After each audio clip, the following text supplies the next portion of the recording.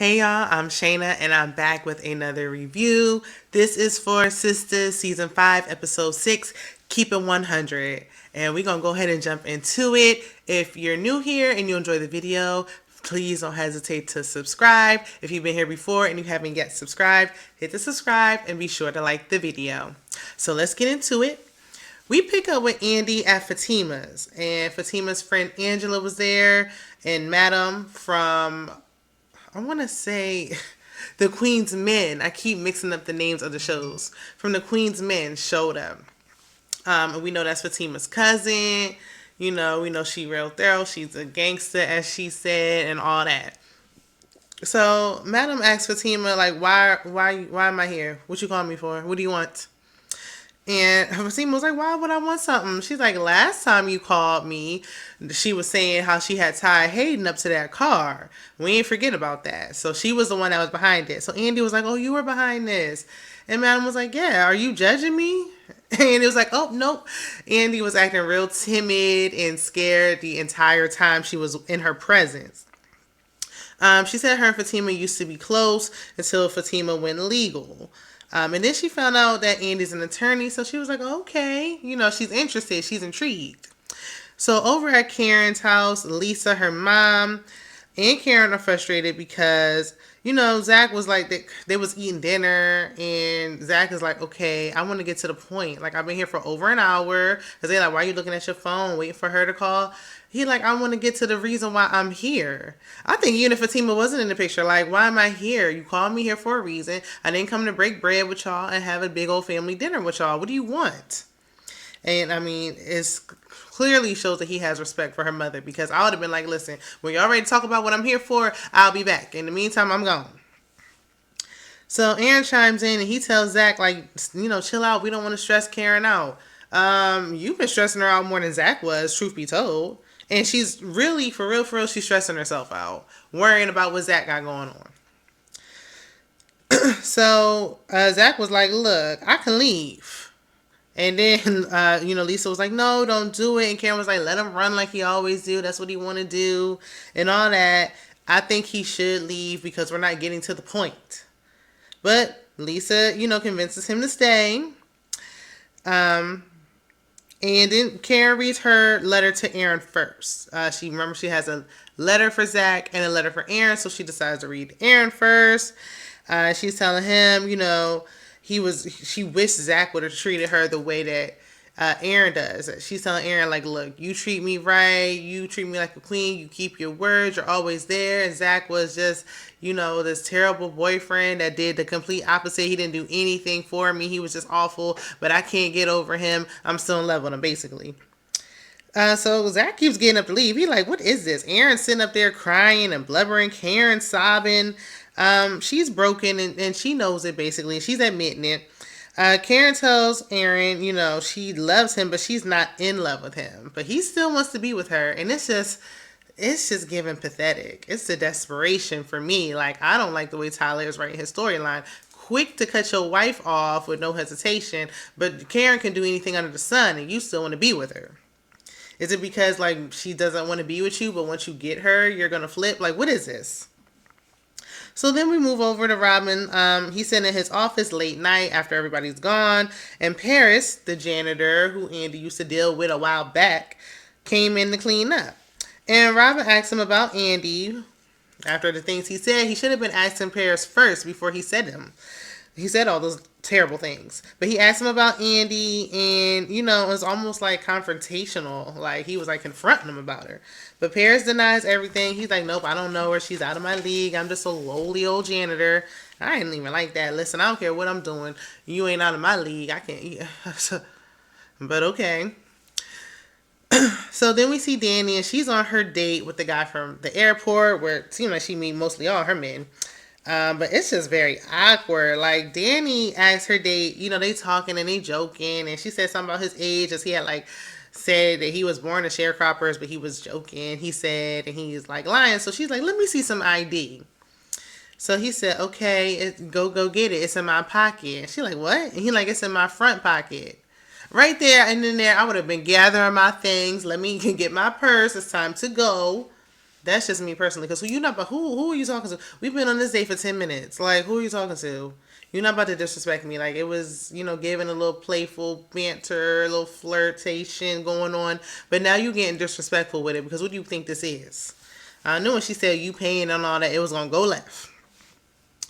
I think it was disrespectful. Dani was like, "Look, what you think? You think you getting all of this Hello Kitty? You think you getting all of this junk in this trunk? You're not." But then she proceeds to sit there and keep drinking with him, and then they get more shots. I'm lost at this point, cause what? I know you dealing with Sabrina's issues, but come on. So back over at Fatima's, Andi tells Madam, she needs help with Sabrina, and Madam helps her right away. She calls somebody, she makes a call to a judge, she gets all the information. When Madam finds out Andi is a divorce lawyer and not a criminal attorney, she like, I can't do nothing with that. But Andi reassures her, like, I know criminal attorneys, it's fine. She was like, okay, I'll hold you to it. And she was telling Fatima and them after Andi had, took a call and walked out that she likes Andi. So then we see Calvin. He comes home to see Q sitting on the couch after he wasted money and time getting the locks changed.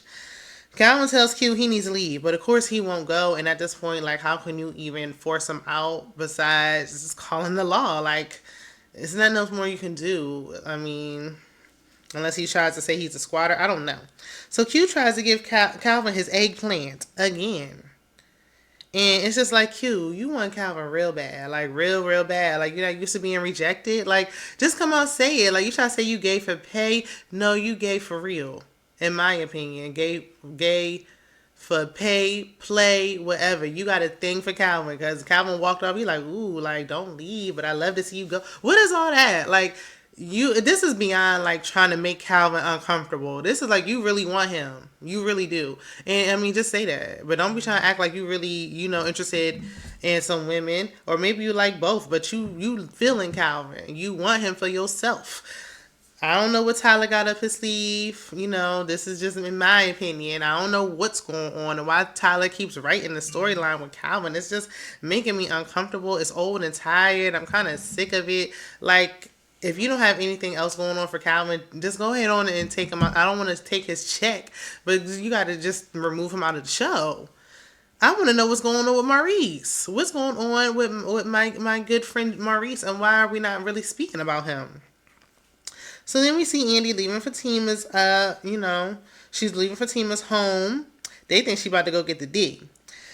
So Madam is waiting on Zach, and he calls saying, he's giving Karen 20 more minutes because this is dragging on. She got emotional. He had to take a break. Like, this is dragging. After they hung up, they hear some loud music. And Fatima was like, oh, that's Zach's tenant next door. Old loudmouth who she had to confront at the gym. But she was like, look, I got it under control. And Madam was like, obviously you don't have it under control. Because, she's saying she plays the music real loud so Zach can come over and tell her to stop because she really want to sleep with Zach. That's a problem. So Madam like, we need to go over there. Fatima agrees and the three of them get up and go. So, the tenant, she coming out all talking real reckless at the mouth. Like, I don't know why I let it go when you slam my arm in the locker, but don't think you're going to try it again, da-da-da-da-da. And then, her friend Angela was like, well, what do you do for a living? She's like, you see all this body, let her tell you what's going to cost you. So then Madam taps her from around the corner. She tapped her on the shoulder. She's like, oh, Madam, like, oh, I heard about you. I just heard you don't play. And she looked and she acting like she's shook now. So she had to humble herself. Madam was like, this is my blood. You need to apologize. She did just that. And I don't think Miss Ma'am going to be a problem no more. I don't think she going to be an issue unless she wants some of Madam. And I want to see, because I don't watch The Queen's Men. So let me see what Madam all about over here on Sistas. But y'all say it's good. Let me know if I should watch it. Some people said they didn't like the crossover. Maybe because I don't watch the other show, but I really like Eva and I like her playing this character. So, I'm interested to see more. So Dani brings up, she brings that loser back to her place. Dani, I need you to stop bringing men back to your place. This is like the fourth guy. Men are just showing up willy-nilly at your place, and you open the door, you let them walk in. These men are constantly, oh, I'm going to get some, I'm just go to your place. Stop bringing these men back to your place. Do they not have anywhere to go? That you can go to their place, or y'all can go to a hotel or mutual location, even the car, anything but your place over and over. It's dangerous, and it's just don't even make sense. This was a complete waste of time. So, they have pointless little back and forth, little conversation, and then they start getting into it. It's getting hot and heavy. Dani touches basically his belt buckle, and he proceeds to climax. And what just happened? I don't even know what's going on. So Dani was looking like, I don't want to do this anymore. She literally said, I don't want to do it anymore. He was like, no, give me a chance to show you what I can do. I don't need no more chances after I just saw that. What was that? She going through puberty? So Dani seems like she still may sleep with him. And I'm just shaking my head. But Andi calls, tells her the update she got about Sabrina. She hears him in the background. She's like, oh, who's that? She's like, okay, tell him I said hey. So then Andi goes to check her voicemail. She got one from Paris. She heard what he said about Robin, so she calls him back right away. He tells her Robin asked about her, but it didn't feel right. He doesn't feel comfortable. He don't trust him, so he ain't tell him nothing. So she just thanks him, but I hope, it doesn't come out, whatever it is. I hope it don't come out. So then we see Karen, and she's finally gathering herself and ready to read her letter to Zach. And just as soon as she's about to start, Fatima knocks on the door. I knew him being gone for this long was going to have her going over to her place. So we will see next week what happens, where they go next with this story. Let me know how you guys are feeling. Don't forget to subscribe, like, share, check out my other content, and I will see you in the next one. Bye.